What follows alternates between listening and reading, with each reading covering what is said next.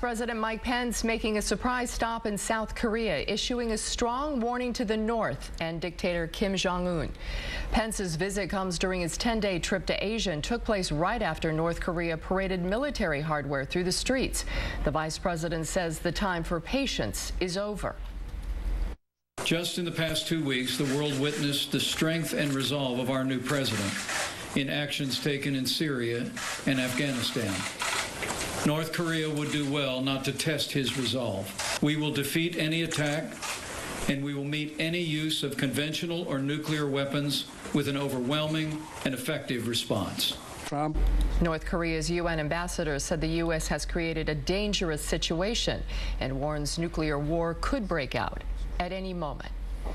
Meantime, the president weighing in on the situation during the White House Easter egg roll. As Fox's John Roberts shows us, the commander-in-chief didn't want to say too much about what he'll do next.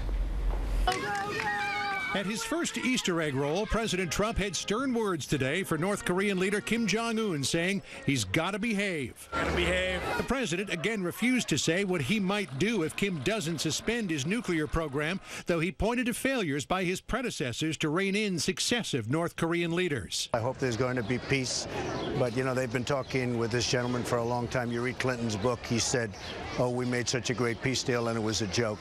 You look at different things over the years with President Obama, everybody has been outplayed. With the pace of North Korea's nuclear and missile programs accelerating, the urgency of the threat from the Hermit Kingdom is increasing. Today, political leaders in Hawaii called for the state to update its 30-year-old nuclear attack emergency plan. The National Security Advisor warning Kim should not test President Trump's resolve. What you saw last week with the president's decisive response to the Assad regime's mass murder of innocent people, including children with chemical weapons, that this national security team is capable of rapidly responding to those sorts of crises or incidents and events and providing the president with options. And our president is clearly comfortable making tough decisions. As a show of force, the Pentagon diverted the aircraft carrier USS Carl Vinson and a pair of guided missile ships to waters off the Korean peninsula. President Trump reflected the escalating threat from North Korea in a tweet, writing, quote, "Our military is building and is rapidly becoming stronger than ever before. Frankly, we have no choice." Successive American administrations have tabled military action, believing there are no options that would not result in a devastating counterattack on South Korea. Does this president see it differently? Does this president believe that there are viable military options for dealing with North Korea? Again, I'm not. I understand that, but I think taking anything on or off the table in itself limiting your options to some degree, and so I'm not going to even discuss that. Satellite photos suggest North Korea is planning for another nuclear test. On Sunday, after a massive parade of firepower, some of which may or may not have been real, North Korea test-fired a medium-range missile. But the launch went awry, the missile exploding seconds after it left the ground.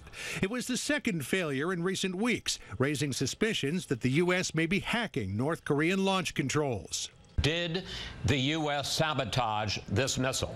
Now, Chris, you know we can't talk about secret intelligence and things that might have been done, covert operations that might have happened, so I really have no comment on that, and nor should I. While the U.S. is not taking military action off the table, it would appear that nothing is imminent. The White House is confident that China's President Xi Jinping is on board the effort to rein in North Korea. The White House officials admit there may only be so much that China is capable of. At the White House, John Roberts, Fox News.